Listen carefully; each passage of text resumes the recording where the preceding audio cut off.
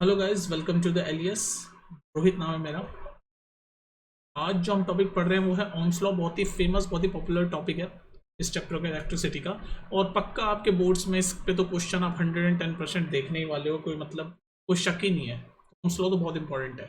तो हम ज़्यादा बातें नहीं करेंगे, सीधे एकदम टॉपिक पे घुसते हैं। तो ओम्स लॉ बेसिकली है क्या, पहले तो जान लेते हैं कि ओम जो है, साइमन ओम नाम का एक जर्मन फिजिसिस्ट था। उसने ये लॉ बताया था, ओम्स लॉ। और सिंपली ओम्स लॉ ये कहता है कि जो वोल्टेज है वो डायरेक्टली प्रोपोर्शनल होता है करंट के। सुनते जाओ, ओम्स लॉ क्या कहता है कि जो वोल्टेज है वो डायरेक्टली प्रोपोर्शनल है करंट के। मतलब कहने का मतलब, अगर वोल्टेज बढ़ेगा तो करंट भी बढ़ेगा, वोल्टेज घटेगा तो करंट भी घटेगा।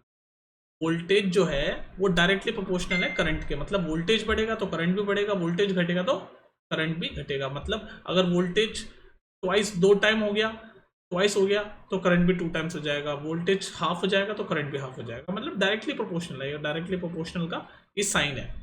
तो अब ये प्रोपोर्शनैलिटी का साइन हम जब हटाते हैं तो हम ये प्रोपोर्शन का साइन हटाएंगे तो हम क्या लिखेंगे, क्या करेंगे, constant of proportionality. Normal maths में हम करते हैं, प्रोपोर्शन का साइन हटाते हैं तो उसके बाद हम क्या करते हैं, कोई कांस्टेंट डालते हैं। तो वो कांस्टेंट हमारा हो जाएगा वोल्टेज इक्वल्स टू, ये कांस्टेंट, ये प्रोपोर्शनल का साइन हटा दिया, इज इक्वल टू का साइन आ गया आई। और जो हमने कांस्टेंट कांस्टेंट ऑफ प्रोपोर्शनैलिटी डाला उसका नाम है आर, जो कि है रेजिस्टेंस। तो ये जो बना हमारा V is equal to I R, यही आपका माना जाता है ओम्स लॉ। यही आपका माना जाता है ओम्स लॉ। ठीक है, अब इन सब की यूनिट देख लो आप। वैसे यूनिट में घबराने की बात नहीं है। वोल्ट, वोल्टेज का यूनिट तो वोल्ट ही होता है। वोल्टेज का यूनिट वोल्ट ही होता है। करंट का यूनिट एम्पियर। और रेजिस्टेंस जो आर हमने कांस्टेंट ऑफ प्रोपोर्शनैलिटी कांस्टेंट जो डाला है, उस रेजिस्टेंस का यूनिट होगा एक ग्रीक वर्ड है जिसको बोलते हैं ओम। तो ऐसे साइन से भी डिनोट करते हैं, इसे लिख लो OHM, या फिर ऐसे साइन से डिनोट। तो ये यूनिट्स हैं। ठीक है, ये यूनिट है। तो ये बेसिकली ओम्स लॉ आपका कहता है V equals to I R. एक ये मैथमेटिकल इक्वेशन है, सिंपल सी, बहुत सिंपल इक्वेशन है, जिसमें हम बोल रहे हैं voltage is equal to I R. और आप देख पा रहे हो कि वोल्टेज जो है वो करंट के डायरेक्टली प्रोपोर्शनल है। यानी कि वोल्टेज बढ़ेगा तो करंट बढ़ेगा, वोल्टेज घटेगा तो करंट घटेगा। और ये जो हमने रेजिस्टेंस डाला, इसका भी हम कंपैरिजन देख सकते हैं करंट के साथ। कि ये इसी इक्वेशन से अगर हम करंट की वैल्यू निकालें तो करंट होगा I is equal to V upon. तो आप यहां से इससे ये भी देख सकते हो कि करंट और रेजिस्टेंस एक दूसरे के कैसे हैं, इनवर्सली प्रोपोर्शनल है। देख रहे हो ना, इनवर्सली प्रोपोर्शनल दिख रहा है ना। तो यानी कि अगर करंट बढ़ेगा तो रेजिस्टेंस घटेगा, क्योंकि इनवर्सली प्रोपोर्शनल है। और अगर करंट घटेगा तो रेजिस्टेंस बढ़ेगा। तो आपको ये पता होना चाहिए कि ओम्स लॉ में दो चीजें मैं आपको बता दूं, क्वेश्चन सॉल्व करने में आपको मदद करेगी, कि वोल्टेज डायरेक्टली प्रोपोर्शनल है करंट के, और सेकंड, करंट इनवर्सली प्रोपोर्शनल है रेजिस्टेंस के। ये आपको पता होना चाहिए, आपके दिमाग में होना चाहिए क्वेश्चन सॉल्व करने के लिए। ठीक है, वोल्टेज जो है वो डायरेक्टली प्रोपोर्शनल है करंट के, और करंट जो है वो इनवर्सली प्रोपोर्शनल है रेजिस्टेंस के। मतलब अगर वोल्टेज बढ़ेगा तो करंट बढ़ेगा, क्योंकि डायरेक्टली प्रोपोर्शनल है। और करंट और रेजिस्टेंस इनवर्सली प्रोपोर्शनल, मतलब अगर करंट बढ़ रहा है तो इसका मतलब रेजिस्टेंस कहीं ना कहीं कम हो रहा है। तो बेसिकली रेजिस्टेंस होता क्या है, ये भी थोड़ा सा हम जान लेते हैं, रेजिस्टेंस क्या होता है। तो बेसिकली रेजिस्टेंस क्या होता है, जैसे फॉर एग्जांपल कोई एक छोटा सा हम सिंपल सा सर्किट बनाते हैं, बहुत ही सिंपल सा सर्किट। ये हमारा सर्किट है, ये हमारा एक छोटा सा बिल्कुल सिंपल सा सर्किट है। ये आपका बल्ब है मान लो उसमें, और ये आपकी बैटरी लगी हुई है, और ये हमारा छोटा सा सर्किट है। ठीक है, जिसमें ये वायर है, जो सीधी लाइन है वायर है, ये बल्ब है, ये बैटरी है, ये इसका प्लस साइड है, ये नेगेटिव, इसका नेगेटिव साइड है। ठीक है, तो बेसिकली हमें पता है कि इलेक्ट्रॉन ऐसे फ्लो हो रहे हैं, इलेक्ट्रॉन ऐसे फ्लो हो रहे हैं वायर पे।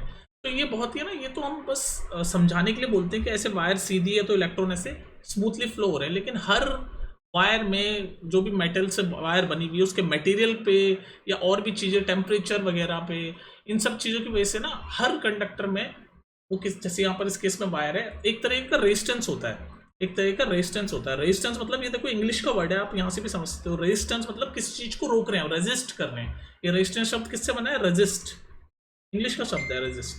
रेजिस्ट मतलब हम रेजिस्ट कर रहे हैं किस चीज को, रोक रहे हैं। तो यहाँ पर किसको रोक रहा होता है? रेजिस्टेंस किसको रोक रहा होता है? करंट के फ्लो को रोकेगा रेजिस्टेंस। रेजिस्टेंस किसको रोकेगा? करंट के फ्लो को रोकेगा। ये इंग्लिश का वर्ड है, इंग्लिश का वर्ड है रेजिस्टेंस। रेजिस्टेंस मतलब रेजिस्ट करना, किसी चीज को रोकना। तो ये किसको रोकेगा? ये इलेक्ट्रॉन के फ्लो को रोकेगा, तो ऑब्वियसली करंट रुक जाएगा। मतलब हम कह सकते हैं कि करंट को रोक रहा है। तो अगर रेजिस्टेंस ज्यादा होगा तो हम रेजिस्टेंस को, पहले तो आप ये देख लो डिनोट कैसे करते हैं। जैसे हमारे सर्किट में रेजिस्टेंस को मैं ऐसे टेढ़ी मेढ़ी लाइन, जिगजैग लाइन से ऐसे डिनोट करता हूं। जैसे अगर मान लो मैं सर्किट बनाऊँ, आप दोबारा से बनाता हूँ। रेजिस्टेंस समझ गए ना? रेजिस्टेंस मतलब वो रोक रहा है, करंट के फ्लो को रोक रहा है। वो कैसे रोकेगा? हो सकता है जिस मटेरियल से वायर बनी हुई है उस मटेरियल की कंडीशन ऐसी हो कि वो रोक रहा है, या फिर कोई भी टेम्परेचर या और कोई चीजों की वजह से रेजिस्टेंस बन जाता है, जो कि आपके करंट का जो स्मूथ फ्लो है वो रोकेगा। तो वो जो रेजिस्टेंस है वो भी हमें कंसीडर करना पड़ता है कि भाई हमारा अगर वोल्टेज हमें मेजर करना है तो रेजिस्टेंस भी देखना पड़ेगा कि भाई उस कंडक्टर में जिसमें करंट हमारा फ्लो हो रहा है उसमें रेजिस्टेंस कितना है। वही तो ओम्स लॉ बता रहा है यहाँ पर, अगर आप ध्यान से देखो तो ओम्स लॉ यही बता रहा है। ओम्स लॉ क्या है? V is equal to I R.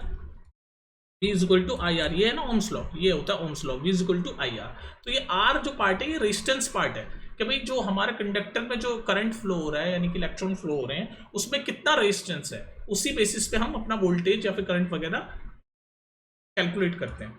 तो जैसे अब मैं आपको बता रहा था कि रेजिस्टेंस को वायर में हम सर्किट डायग्राम में कैसे दिखाते हैं, तो हम ऐसे दिखाते हैं। देखो मैं आपको बताने की कोशिश करता हूं। से ये आपका छोटा सर्किट, ये बल्ब है मान लो, है ना।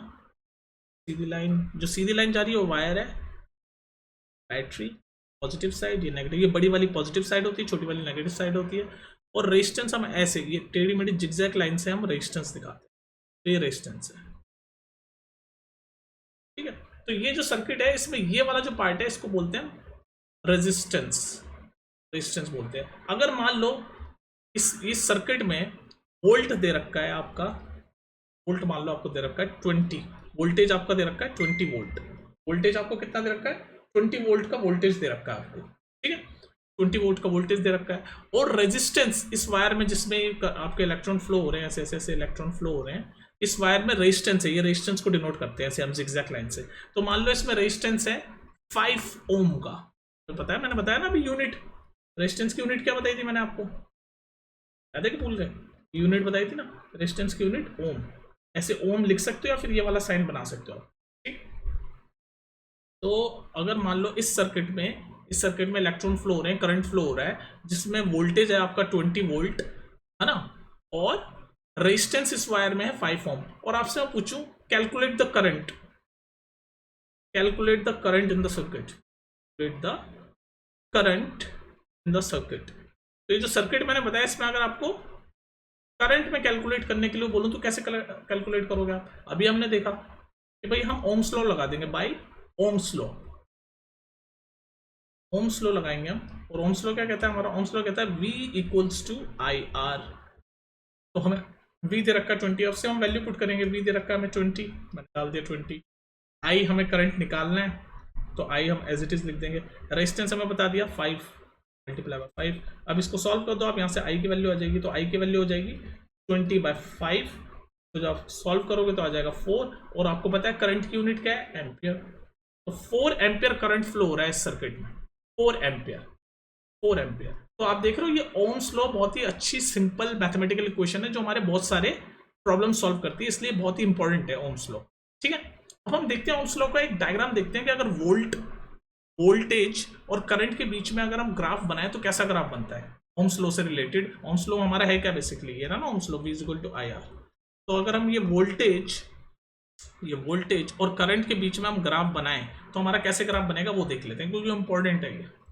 चलो ओम्स लॉ का ग्राफ देखते हैं। इस ग्राफ में हम देखेंगे वोल्टेज और करंट के बीच में ग्राफ। तो मैंने आपको शुरुआत में जब मैं पढ़ा रहा था ओम्स लॉ, तो सबसे पहले चीज क्या पढ़ाई मैंने आपको? सबसे पहले चीज देखो, सबसे पहले चीज मैंने पढ़ाई कि voltage is directly proportional to current. ये दो चीजें आप याद रखो। ओम्स लॉ से हमें क्या क्या पता चला? ये जो फॉर्मूला सिंपल सा तो आप याद कर ही रहे हो, V is equal to I R, ये फॉर्मूला तो याद कर ही रहे हो। बाकी आपको कॉन्सेप्ट बिल्डिंग के लिए आपको ये दो चीजें और समझनी है कि वोल्टेज जो है वो डायरेक्टली प्रोपोर्शनल है करंट के, और करंट जो है वो इनवर्सली प्रोपोर्शनल है रेजिस्टेंस के। और आप इसको कॉमन सेंस से भी सोच सकते हो कि भाई रेजिस्टेंस करंट को रोकता है तो ऑब्वियसली इनवर्सली प्रोपोर्शनली होंगे, रोकता है तो मतलब जितना ज्यादा रेजिस्टेंस होगा यानी ज्यादा करंट रोकेगा तो करंट कम होगा। ठीक है, कॉमन सेंस से भी आप समझ सकते हो। भाई मैंने अभी आपको बताया रेजिस्टेंस, क्या बताया मैंने? रेजिस्टेंस मैंने यही बताया ना कि रेजिस्टेंस मतलब करंट के फ्लो को रोकेगा। तो अगर रेजिस्टेंस ज्यादा होगा तो ऑब्वियसली करंट कम ही हो जाएगा, क्योंकि वो करंट के फ्लो को रोकेगा। तो इनवर्सली प्रोपोर्शनल है। समझ आ रही? कॉमन सेंस से रटो मत, कॉमन सेंस से समझने की कोशिश करो। रेजिस्टेंस ज्यादा होगा यानी रेजिस्टेंस ज्यादा हो गया, ज्यादा करंट रोकेगा तो करंट कम हो जाएगा। और वोल्टेज और करंट आपके इनवर्सली और डायरेक्टली प्रोपोर्शनल होते हैं, मतलब जैसे जैसे वोल्टेज बढ़ेगा तो आपका करंट भी बढ़ जाएगा। वही हम ग्राफ देखने वाले हैं यहाँ पर वोल्टेज और करंट के बीच में। तो वो ग्राफ देखो ऐसा होता है। मैंने आपको क्या बोला, वोल्टेज डायरेक्टली प्रोपोर्शनल है करंट के, मतलब अगर वोल्टेज 2 गुना हो जाएगा तो ध्यान रखना करंट भी 2 गुना हो जाएगा। वोल्टेज हाफ टाइम्स हो जाएगा तो करंट भी हाफ टाइम्स हो जाएगा। डायरेक्टली प्रोपोर्शनल है, जैसे जैसे वोल्टेज में चेंज आएगा वैसे वैसे आपका करंट में चेंज आएगा। तो इसका ग्राफ आप ऐसे देख सकते हो, ये बनाया मैंने, ये पार्ट आपका वोल्टेज है, ठीक, वाई एक्सिस पे, और एक्स एक्सिस पे मैंने बना दिया करंट। तो आपका सिंपल ग्राफ बनेगा। डायरेक्टली प्रोपोर्शनल का हमेशा ग्राफ कैसे बनता है, ऐसे, ये बन गया ग्राफ। तो आप देख भी सकते हो कि जैसे अगर मैं इसको यहां से थोड़ा सा मार्क करूं,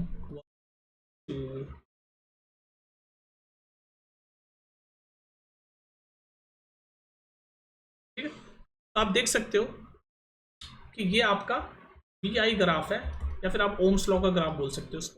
तो आप देख रहे हो कि जैसे जैसे ये नीचे एक्स एक्सिस हमारी करंट को डिनोट करती है, तो हमारा जैसे जैसे करंट बढ़ रहा है तो वैसे वैसे हमारा वोल्टेज भी बढ़ रहा है। तो इसलिए दोनों डायरेक्टली प्रोपोर्शनल है। और ये ग्राफ है इसका, ओम्स लॉ का ग्राफ है वोल्टेज और करंट के बीच में, ठीक है। तो ओम्स लॉ का इतना ही कॉन्सेप्ट था। इसी V = IR क्वेश्चन पे, फॉर्मूले पे आपको बहुत सारे क्वेश्चन आएंगे। एक वो छोटी सी कॉमन सेंस वाली चीज मैं आपको और बता दूं, कई बार पूछ लेता है 1 मार्क में, कि भाई जो भी डिवाइस या जो भी सब्सटेंस ओम्स लॉ फॉलो करते हैं उनको हम बोलते हैं ओमिक डिवाइस। ओमिक डिवाइस जो फॉलो करते हैं, और जो नहीं फॉलो करते उनको बोलते हैं नॉन ओमिक डिवाइस। बस ये छोटी सी बात है, कई बार 1 मार्क में पूछ लेता है आपको। और नॉन ओमिक डिवाइस कौन है, एग्जाम्पल कौन है नॉन ओमिक डिवाइस के, सेमीकंडक्टर्स। जो भी सेमीकंडक्टर्स होते हैं ना, वो ओम्स लॉ फॉलो नहीं करते हैं, तो उनको हम नॉन ओमिक डिवाइसेस बोलते हैं, जो सेमीकंडक्टर से बने हुए। और ओमिक डिवाइसेस जो भी ओम्स लॉ को फॉलो करते हैं वो हम बोलते हैं ओमिक डिवाइसेस, ठीक है। तो ये छोटी सी एक बात है, 1 मार्क में कई बार देता है। तो ये था आपका ओम्स लॉ से रिलेटेड चीजें। अब आप इससे रिलेटेड जितने भी क्वेश्चन हैं वो सॉल्व करो। चलो एक क्वेश्चन मैं भी दिखा दूँ आपको, पहले वो सॉल्व कर लो फिर आप प्रैक्टिस करना। एक क्वेश्चन देख लेते हैं।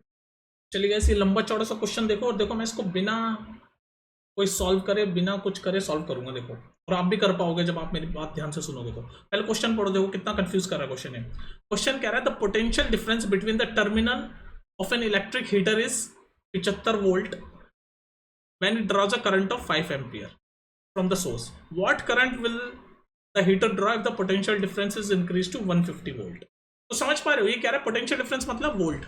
यदि पहले आप वोल्टेज वाली और पोटेंशियल डिफरेंस वाली, इलेक्ट्रिक पोटेंशियल डिफरेंस वाली वीडियो देख लेना, वहां मैंने अच्छे से एक्सप्लेन करा है कि पोटेंशियल डिफरेंस और वोल्टेज एक ही बात होती है। Potential difference equals two volt, चाहे पोटेंशियल डिफरेंस बोल लो चाहे वोल्टेज बोल लो, एक ही बात होती है। कंफ्यूज मत होना। डिटेल में पढ़ना है तो इलेक्ट्रिक पोटेंशियल डिफरेंस वाली वीडियो देख लेना, इससे प्रीवियस वीडियो है। चलो आते हैं क्वेश्चन पे। तो क्वेश्चन हमारा कह रहा है कि वोल्ट यानी कि पोटेंशियल डिफरेंस एक ही बात है। तो वोल्ट या पोटेंशियल डिफरेंस दो टर्मिनल के बीच में किसी इलेक्ट्रिक हीटर के 75 वोल्ट का है। तो वोल्ट हमें दे रखा है 75 वोल्ट, ठीक है। और वो 75 वोल्ट कितना करंट ड्रॉ कर रहा है, कितना करंट बना रहा है, 5 एम्पियर। तो इस 75 वोल्ट से कितना करंट बन रहा है, 5 एम्पियर। ये बता दिया इसने क्वेश्चन में कि 75 वोल्ट से 5 एम्पियर करंट ड्रॉ हो रहा है, 5 एम्पियर करंट, ये बता दिया इसने क्वेश्चन में। फिर हमसे नेक्स्ट पूछ रहा है कि व्हाट करंट, कितना करंट हीटर ड्रॉ करेगा। मतलब ये जो इलेक्ट्रिक हीटर है ये 75 वोल्ट का है, ठीक है, और वो 5 एम्पियर करंट खींच रहा है। तो ये कह रहा है कि अगर ये हीटर कितना करंट खींचेगा अगर ये 150 वोल्ट का होगा, ये पूछ रहा है। भाई 75 वोल्ट का था तो 5 एम्पियर करंट खींच रहा है, तो ये कह रहा है कि अगर 150 वोल्ट का हुआ तो कितना करंट खींचेगा, ये हमसे पूछ रहा है। तो देख लो आप, ये मैंने अभी आपको बताया कि ओम्स लॉ क्या कहता है कि वोल्टेज करंट के डायरेक्टली प्रोपोर्शनल है। मैंने अभी एक्सप्लेन किया यहाँ पर, देखो कि वोल्टेज डायरेक्टली प्रोपोर्शनल है। अगर वोल्टेज डबल होगा तो करंट भी डबल होगा, वोल्टेज हाफ होगा तो करंट भी हाफ हो जाएगा। बताया ना मैंने, ओम्स लॉ यही कहता है, voltage is directly proportional to current. तो इस सिंपल, अब तो आपको समझ आ गया होगा कि वोल्टेज जब 75 वोल्ट था तो करंट 5 एम्पियर था, वोल्टेज जब 150 वोल्ट हो गया तो करंट कितना होगा। तो देखो ये वोल्टेज 75 से 2 टाइम्स हो गया, दुगना हो गया। 75 का डबल 150 होता है, तो करंट भी डबल हो जाएगा, क्योंकि हमें पता है वोल्टेज और करंट एक दूसरे के कैसे हैं, डायरेक्टली प्रोपोर्शनल है। तो करंट 5 एम्पियर से 10 एम्पियर हो जाएगा। बस इतना ही काम था, आगे आंसर 10 एम्पियर। बस इतना सोचना था आपको। कि आपको ये क्वेश्चन में पेन चलाने की भी जरूरत है, मैंने पेन चलाया आपको समझाने के लिए, आपको बस ये देखा था कि भाई पहले वोल्टेज 75 था, 5 एम्पियर करंट ड्रॉ किया, फिर वोल्टेज डबल हो गया, देख लो 75 का डबल हो गया ना 150, तो करंट कितना हो गया, करंट 5 एम्पियर का डबल यानी 10 एम्पियर। सीधे वोल्टेज जितना होगा उतना ही आपका करंट होगा। अब ऐसे डायरेक्ट आपको डबल डबल ना दिखे तो फिर आप ओम्स लॉ लगाओगे, V इक्वल टू IR, फिर आप सॉल्व कर लोगे, भाई वोल्टेज मान लो 150 वोल्ट है तो करंट कितना होगा, फिर आपको रेजिस्टेंस निकालना पड़ेगा पहले इसमें से, तो वो यहाँ पर तो हमें डायरेक्ट मिल गया ना डबल। अगर डबल जैसी या हाफ जैसी ऐसी सिंपल चीजें नहीं मिलती तो हम पूरा सॉल्व करते कि भाई पहले यहाँ से 75 वोल्ट वोल्टेज यूज करते, करंट यहाँ से I यूज करते और यहाँ से रेजिस्टेंस निकालते, फिर रेजिस्टेंस वाला यूज करके यहाँ पर दोबारा ओम्स लॉ लगाते V इक्वल टू IR, जहाँ पर वोल्टेज होता है 150 और रेजिस्टेंस हमने यहाँ निकाला होता और फिर वहां से हम करंट निकाल लेते। लेकिन यहाँ पर हमने इतना कुछ सॉल्व भी नहीं किया, हम 2 बार ओम्स लॉ क्यों लगाएंगे, हमें सिंपल पता है कि वोल्टेज 75 से 150 हो गया यानी डबल हो गया, तो करंट भी 5 एम्पियर से 10 एम्पियर होगा, बस सिंपल हमें हमारे कॉन्सेप्ट क्लियर है। ठीक है, तो ये आपको पता होना चाहिए। बहुत ही अच्छा क्वेश्चन था, लंबा चौड़ा क्वेश्चन था और बिल्कुल मुंह जबानी इसका आंसर आना था, तो ये कॉन्सेप्ट अगर आपको क्लियर है तो ये क्वेश्चन समझ आएगा आपको। ठीक है, चलो फिर मिलते हैं नेक्स्ट वीडियो में, टेक केयर। कुछ पूछना हो तो पूछ लेना कमेंट सेक्शन में, डरना मत। बाय।